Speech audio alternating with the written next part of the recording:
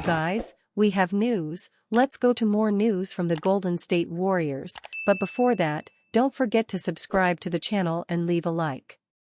In the NBA, things happen quickly, and often surprise fans.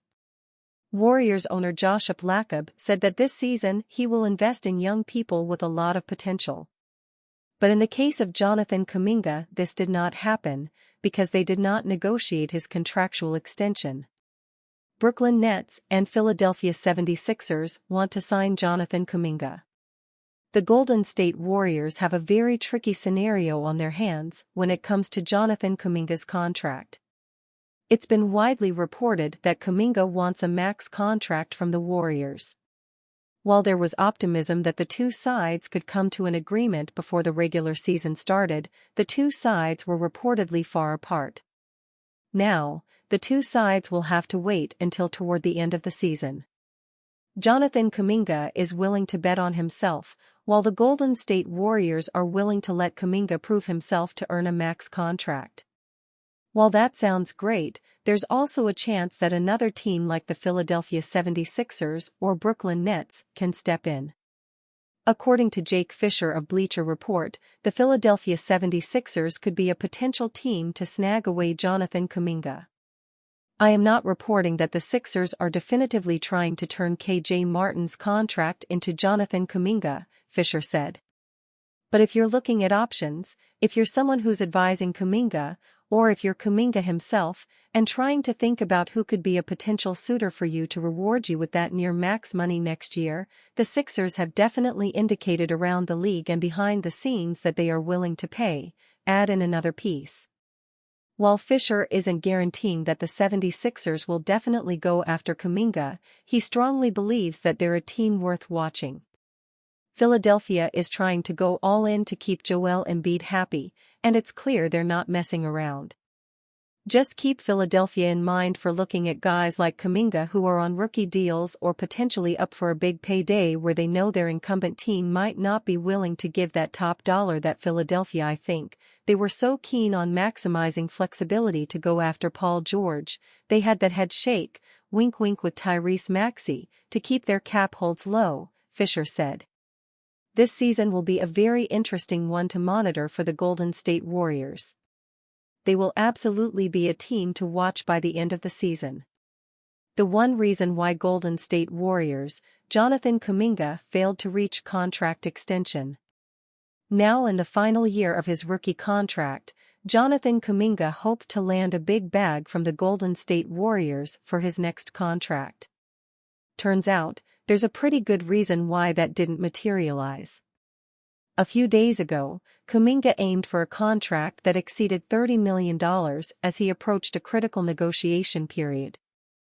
According to NBC Sports Bay Area's Monty Poole, this ambitious target was set before the deadline for contract extensions, which has now passed, placing him in line to become a restricted free agent after the 2024-25 NBA season. A salary of over $30 million would position Kuminga as the second highest earner on the Warriors, following All-Star guard Stephen Curry, who is set to make nearly $60 million next season. This significant salary expectation reflects his growing importance to the team, especially following the departure of Klay Thompson. With Thompson gone, the young forward is expected to take on a more substantial offensive role, building on his impressive average of 16.1 points and 3.6 rebounds per game from last season. The Warriors are keen to evaluate their roster dynamics, making it crucial for him to demonstrate his value this season. If he can solidify his role as the second option behind Curry, he could not only elevate his play but also enter discussions for the Most Improved Player award. As the Warriors navigate a competitive Western Conference, they will rely on Kuminga to step up, particularly with Curry approaching his mid-30s. This season represents a pivotal opportunity for the young star to establish himself as a cornerstone of the franchise and command the lucrative contract he seeks in the upcoming free agency market.